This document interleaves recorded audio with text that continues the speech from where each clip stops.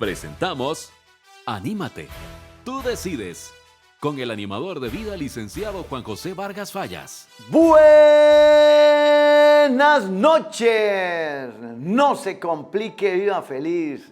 ¿Cómo están, amigos y amigas? ¡Qué alegría! Hay que sonreírle a la vida, aunque por dentro ya el muerto esté podrido. ¡Qué cosa más tremenda! Bueno, solo Dios nos ayuda a seguir adelante, solo Dios nos da la fuerza y me alegra mucho que usted esté en este miércoles 17 de julio compartiendo el programa Anímate, tú decides.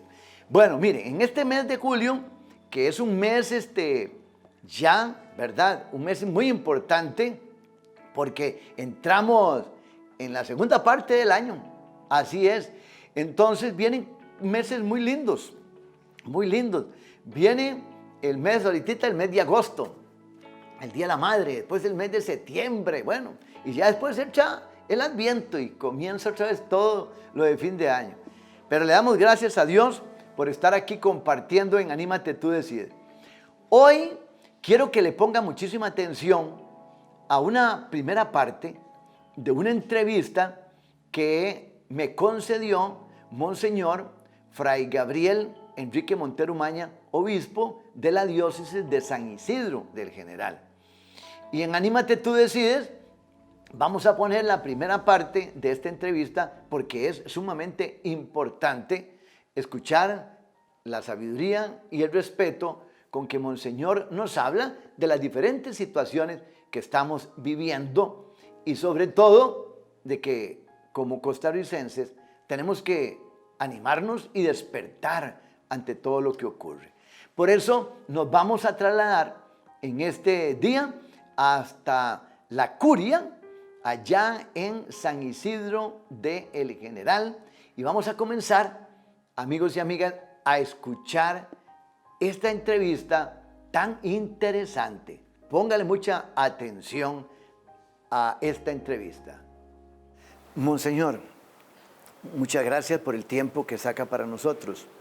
A mí me gustaría saber su opinión al respecto de la situación económica que está viviendo el país y también sobre la pérdida de los principios y de los valores. Mira, Juan José, yo creo que al país hay que analizarlo como con lupa, ¿verdad? En la situación económica, yo creo que todos admitimos que es difícil, todos admitimos que es crítica. No es una cosa totalmente nueva.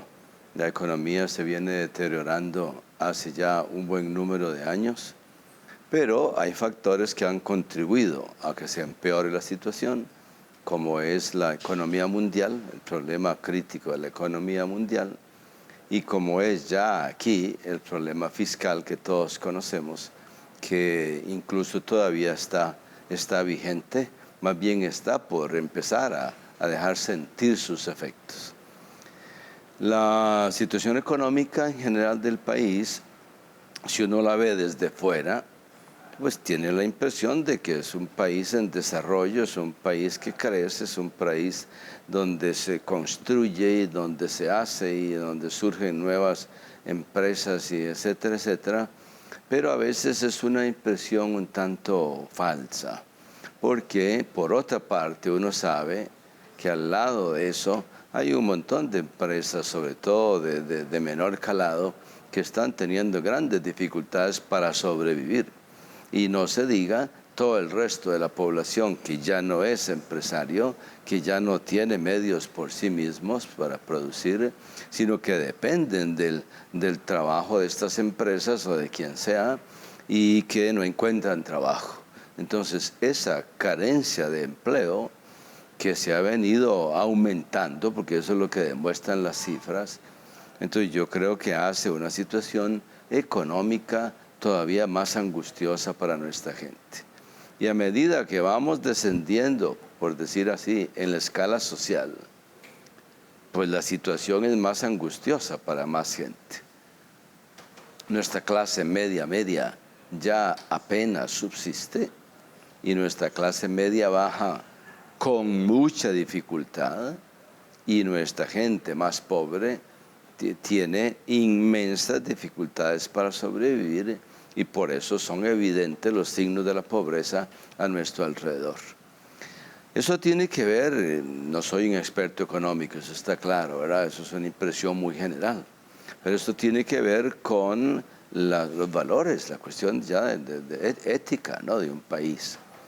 Que se ha deteriorado el país religiosamente hablando, a mí no me cabe ninguna duda. Y que desde ese punto de vista se ha deteriorado en el sentido ya de valores morales y religiosos y espirituales, a mí no me cabe en general ninguna duda. Cosa que afecta desde luego directamente la conciencia social que haya o no haya en el pueblo.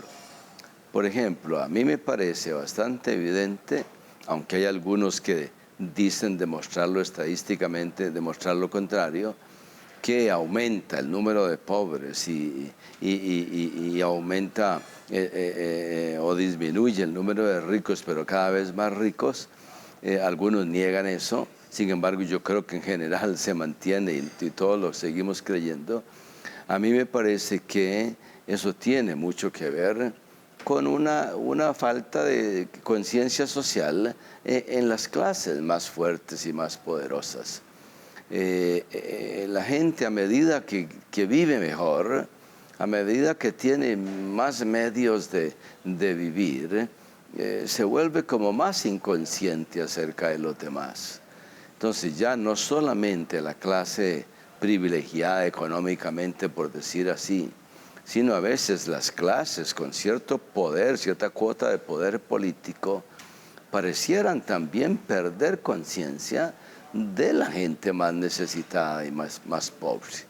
Tanto así que no logramos ver con claridad que se gobierne en función de ellos, sino que se sigue teniendo la impresión de que hay, si no directamente los políticos o legisladores, hay fuerzas detrás de eso de tipo económico que están haciendo que se legisle en función de esos intereses económicos.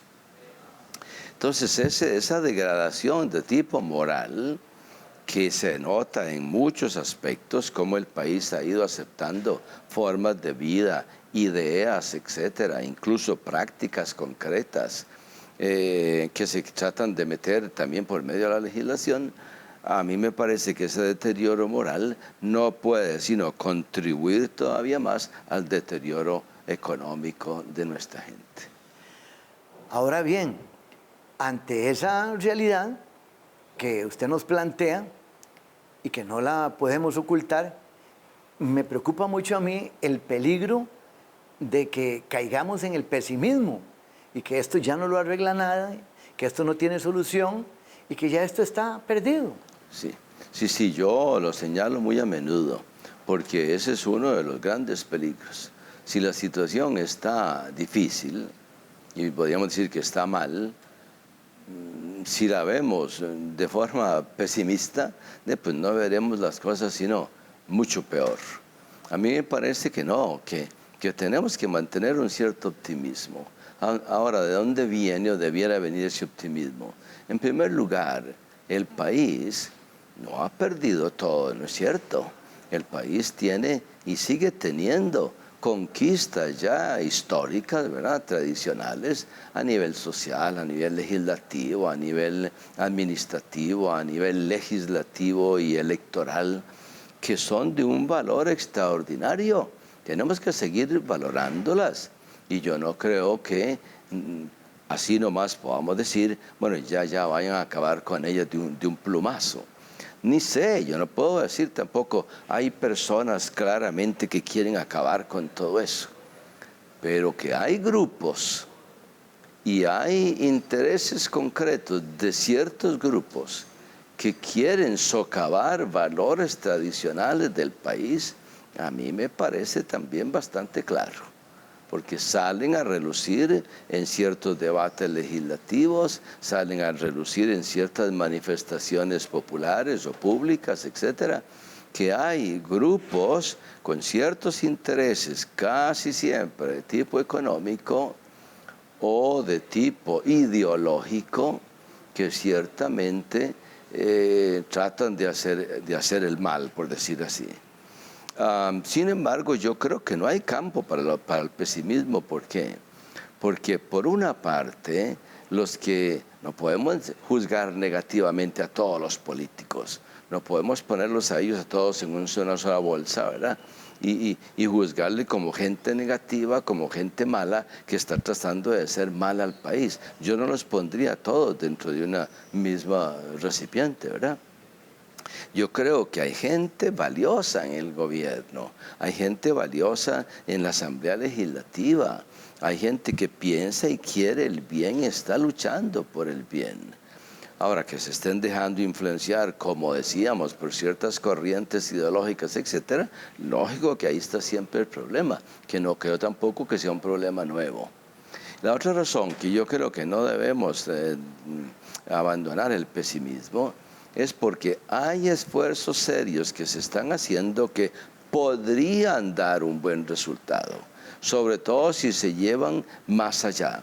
Por ejemplo, que una reforma fiscal, donde muchos la aceptaron y todavía no hemos visto todas las consecuencias, pero muchos otros desde luego están en contra de ellas como siempre lo estuvieron. Pero hay logros allí. Si algunas de esas cosas se lograran, la situación fiscal del país podría mejorar. Y si se llegan a implementar otras medidas, como por ejemplo el atacar de forma más directa la cuestión de los salarios de lujo, la cuestión de las pensiones de lujo, la cuestión de la evasión fiscal, que son escandalosos en este país. Si eso se lograra atacar de veras, el país tendría grandes posibilidades de salir adelante y de mejorar su condición económica. Y lo peor, lo más triste de todo, es que el país tiene condiciones para salir adelante. Pero, tal como de momento van las cosas, pues sí tienden a sembrar pesimismo. La última razón que yo doy para no perder el pesimismo es porque nosotros los cristianos no podemos darnos por vencidos. Nosotros sabemos que el Señor Jesucristo y que toda la salvación que Él nos trajo y que todo el poder que trajo su resurrección y el poder del Espíritu Santo que está actuando en la historia y por tanto en la misma iglesia, va llevando el reino de Dios hacia adelante. Eso está claro. Por ejemplo, en algunas cuestiones religiosas hay personas que ven demasiado negativamente la situación religiosa del futuro inmediato del país. Yo creo que no debe ser así. ¿Por qué? Porque ya se ha probado a través de la historia que los más terribles regímenes comunistas, por ejemplo, o liberales o lo que sea, no han logrado quitarle la religión del corazón a la gente. Al contrario, las persecuciones e incluso los martirios, lo que han hecho y lo que hacen es aumentar la fuerza del cristianismo. Entonces, que Costa Rica estará acercándose a una época tal vez hasta de persecución, digamos, Dios no lo quiera, pero que está siendo un tiempo de purificación y que podría traer hasta un crecimiento en la fe de la gente y una purificación de nuestra fe, que muchos lo necesitamos. Yo creo que hay razones para mantener el optimismo a pesar de lo difícil de la situación.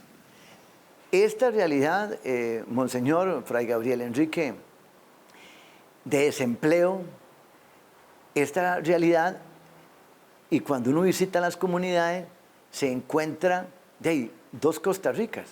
Una Costa Rica de mucha opulencia y una Costa Rica sumamente pobre. Claro.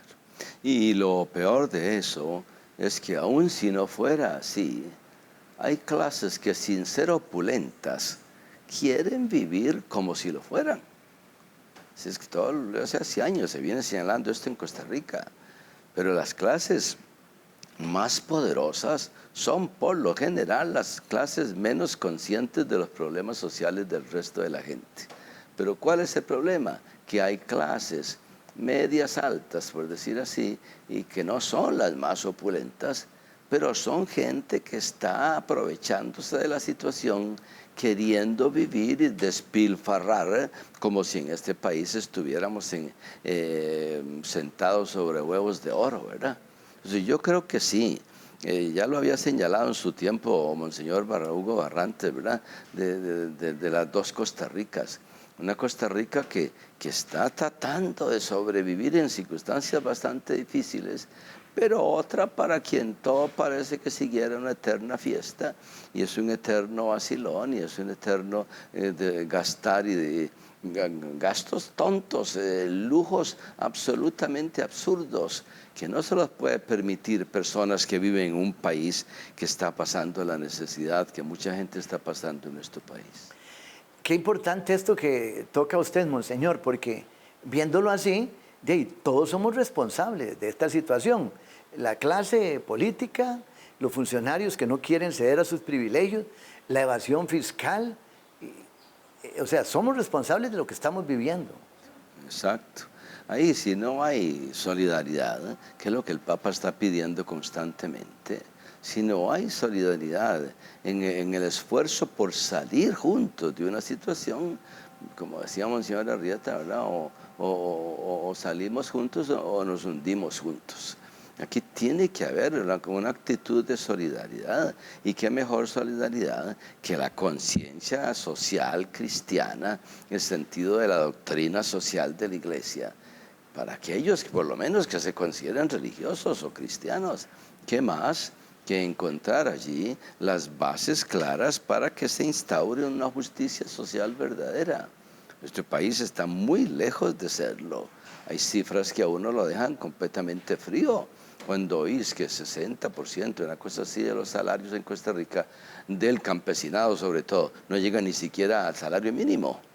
Entonces, esas son situaciones vergonzosas en un país como el nuestro, que se supone que es un ejemplo de legislación laboral, etc. Es sumamente preocupante y angustiante, y usted, monseñor, que está en esta zona aquí, la zona sur, uno se da cuenta de los esfuerzos de los agricultores en otros sectores del país, pero son esfuerzos individuales, esfuerzos de cooperativas. Pero en esta región se demuestra que hay un abandono total para el agricultor. Esta región Brunca, esta región de esta zona sur del país, es víctima de esto. Es clarísimamente víctima de un terrible abandono del campo. ¿Y por qué abandono del campo? Es que es muy complejo el fenómeno, pero la razón fundamental es que han vivido marginados prácticamente de la acción gubernamental.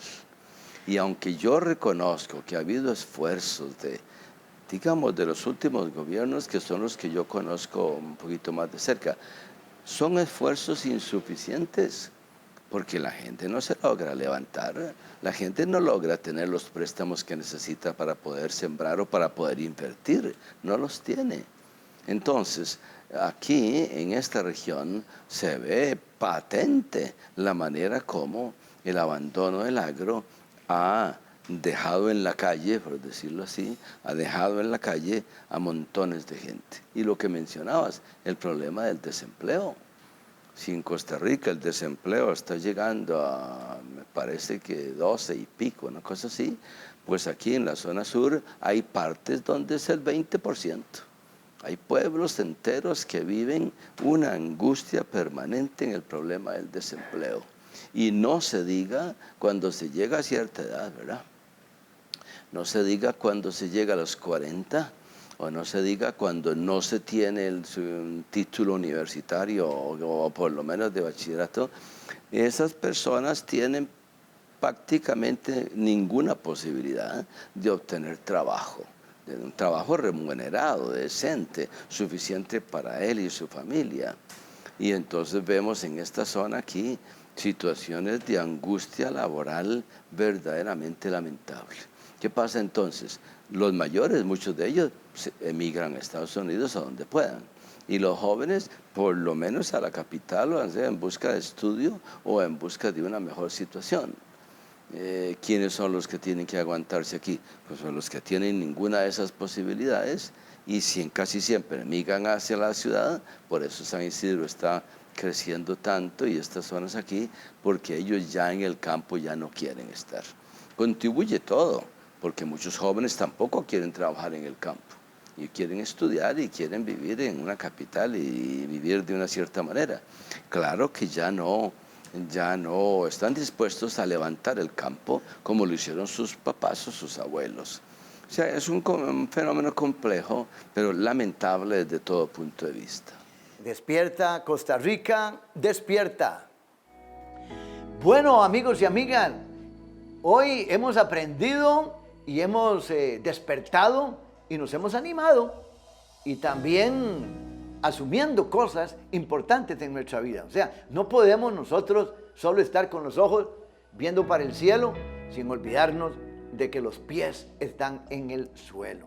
Por eso, el día de hoy, aquí en Anímate Tú Decides, vamos a hacer esta meditación, vamos a calmarnos, vamos a tranquilizarnos y sobre todo vamos a pedirle a Dios que nos dé paz interior y que nos ayude a enfrentar cada día. Así es que vea esa agua que aparece ahí en la pantalla. Ahí está esa agüita. Ahora sí, respira profundo. Bota el aire por la boca. Respiras profundo por la nariz. Botas el aire por la boca. Y una tercera vez, respiras profundo. Y botas el aire por la boca. Esté tranquilo, sereno. Ve esa agua que circula ahí. Ahí está circulando esa agua. Desde la cabeza hasta los pies, todo tu cuerpo se relaja. Desde la cabeza hasta los pies, todo tu cuerpo se serena. Ahí en donde estás, toma conciencia de que existes. Toma conciencia de que estás vivo. Pero toma conciencia de algo muy importante. Que usted puede ser parte del problema o también usted puede ser parte de la solución.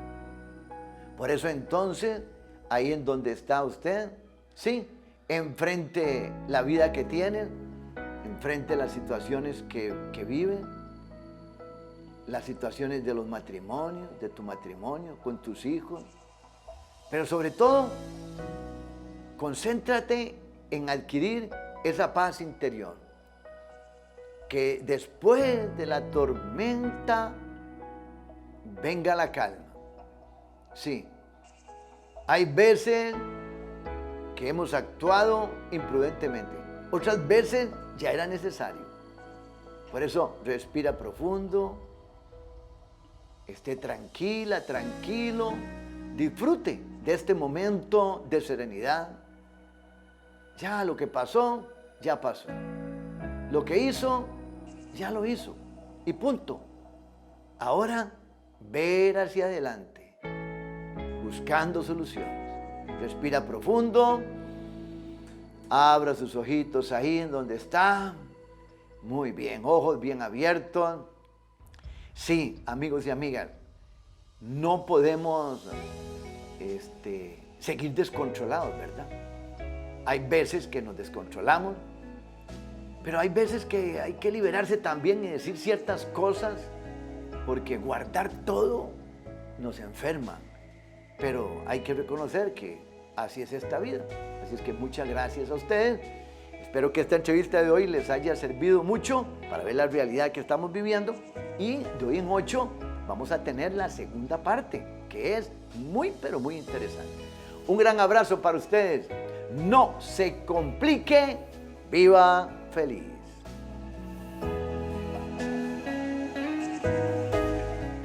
Hemos presentado Anímate. Tú decides. Con el animador de vida, licenciado Juan José Vargas Fallas.